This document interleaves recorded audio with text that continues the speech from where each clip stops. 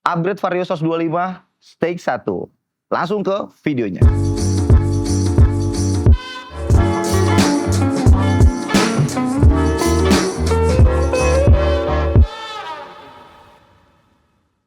Sebelum kita lanjut ke videonya, saya mau ngingetin buat teman-teman yang belum klik tombol subscribe-nya, silahkan klik supaya channel kami bisa lebih berkembang dan kami bisa menyajikan video-video yang menarik lainnya buat teman-teman. Lanjut aja ke videonya, yuk. Oke, karena beberapa ada yang nanyain di YouTube juga di Instagram ya, Instagram kalau yang mau tahu aktivitas atau kegiatan TWP berikut dengan ada part-part yang kita review juga, teman-teman bisa mampir di Instagram saya Alides nanti di situ. Tapi Instagramnya masih campur aduk dengan kegiatan pribadi, jadi kita belum ada Instagram khusus TWP ya. Jadi kalau teman-teman mau tahu update informasi seputar TWP itu bisa cek di Instagram saya pribadi Alides. Itu bisa langsung follow aja situ.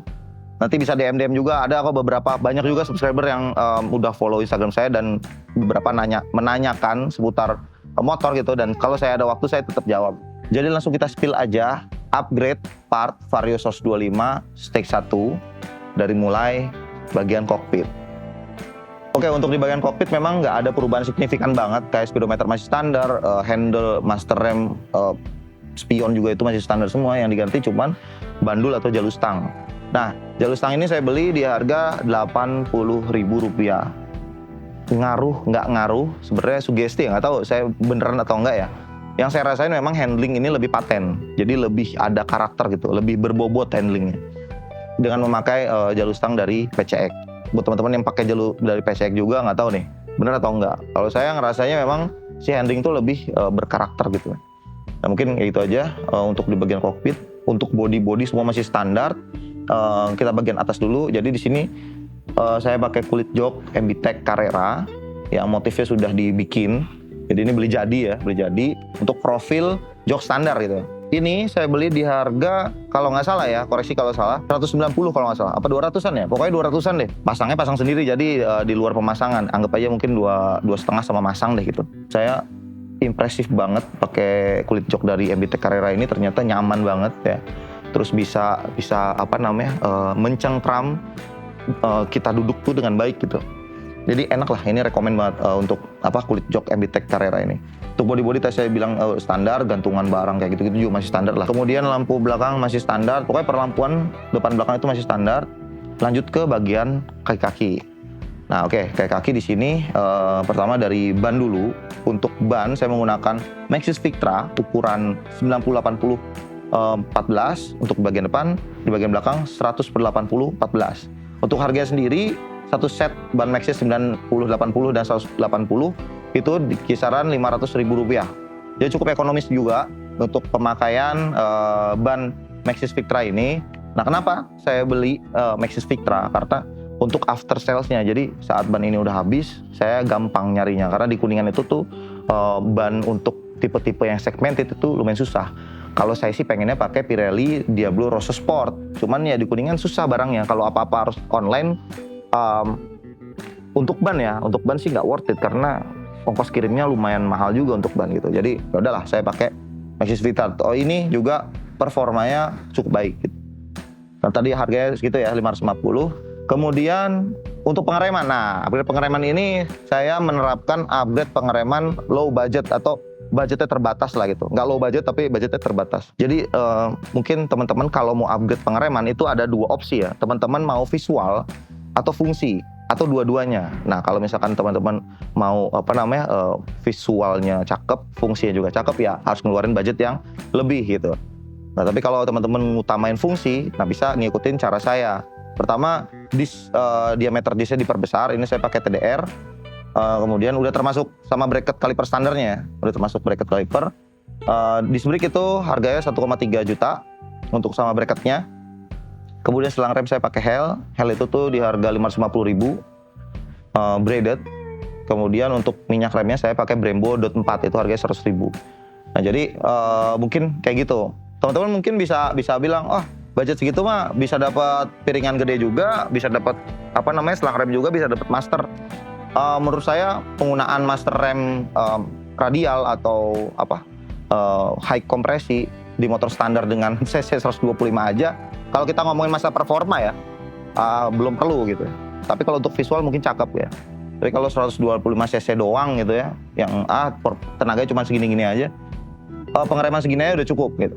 Cuman kita cari di material atau kualitas yang terbaiknya gitu. Nah mungkin untuk pengereman kayak gitu, lanjut ke bagian belakang. Nah di dalam filter ini, box filter, saya menggunakan filter dari Proper Racing Line. BTW ini motor juga masih baru, kilometer masih 1900 sekian, belum 2000 kalau nggak salah sih, nanti kita cek aja. Kemudian pembelian ini tuh motor di bulan November. Jadi memang part pertama yang diganti saat motor datang ke rumah itu adalah filter Proper Racing Line. Kenapa? Ya jelas performanya lebih baik daripada standar. Kemudian untuk pencucian, maintenance-nya lebih mudah gitu. Jadi saya mengganti filter proper, nggak nunggu filter standarnya kotor, langsung ganti aja. Nah itu juga udah kita bahas di video sebelumnya tentang penggantian filter proper, bisa cek aja. Untuk harganya sendiri, filter proper tuh retailnya sih kalau nggak salah 140 ya, 140 ribu rupiah deh kalau nggak salah. Nah bisa teman-teman bisa cari di marketplace atau e-commerce ya, banyak banget, atau langsung cek aja Instagram Proper Racing Line.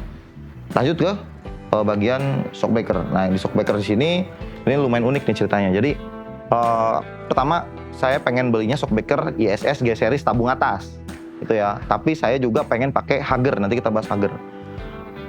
Menurut pengalaman dan teman-teman yang pakai lah gitu ya, penggunaan tabung atas dengan Hager itu menimbulkan baret di bagian pinggir Hager gitu ya. Nah baret di pinggir Hager ini bukan cuma ngelecetin Hagernya, tapi ngelecetin si tabungnya gitu. Alhasil itu jadi pertimbangan saya lah gitu untuk memakai tabung atas gitu ya. Pada akhirnya saya memutuskan untuk pakai Hager. Kenapa? Ada dua alasan. Yang pertama jelas look.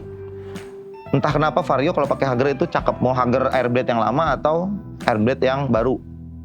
Nah sayangnya untuk fungsi ini tidak berfungsi dengan baik gitu. Jadi harapan saya sih pakai Hager ini nggak sampai cepret-cepret ke depan kalau misalkan becek gitu ya. Ditambah lagi kepetnya atau karet lumpur saya cabut kan supaya lebih clean gitu. Tapi memang kalau misalkan hujan terus ya sampai ke depan sampai ke TB gitu kotornya.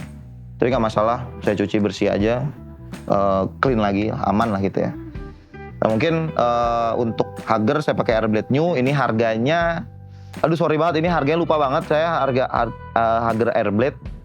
Langsung aja cek aja di e-commerce atau marketplace, karena pasti plus minus segitulah gitu ya untuk Hager. Nah penggunaan Hager dan shockbreaker dengan spring yang lebih besar atau shockbreaker performa ini memang menimbulkan lecet.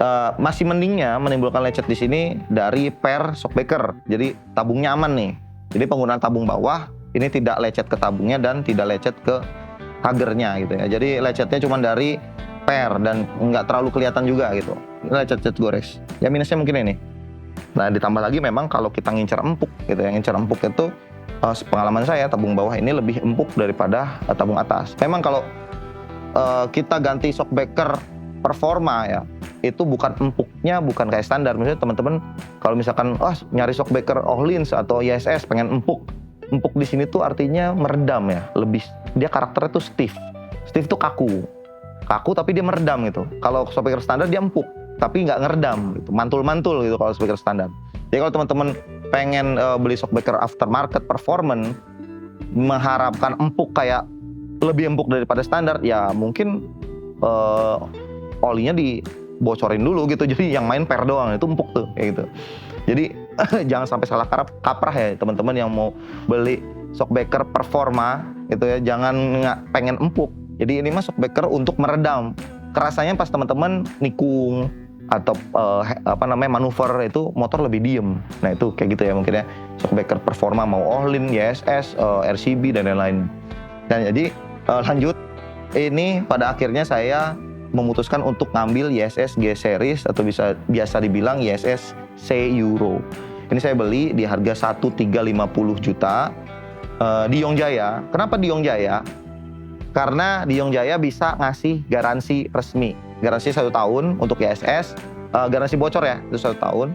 Karena seperti yang kita tahu kalau tabung bawah itu memang di sininya agak riskan nih, di bagian tabung tengah sama as ini agak riskan. Jadi teman-teman benar-benar harus bersih.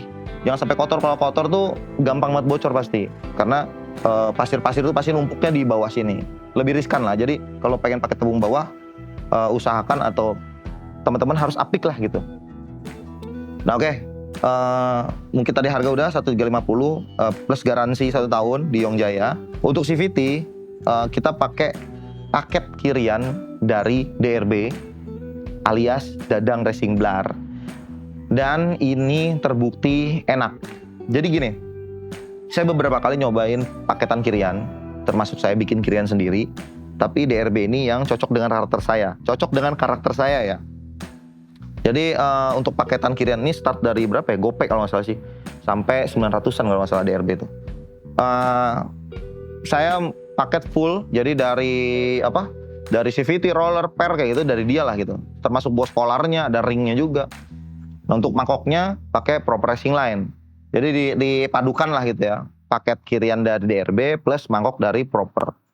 Nah, untuk hasilnya tunggu aja. Nanti bakal rilis juga hasil untuk pemakaian paketan kirian dari DRB plus mangkok proper.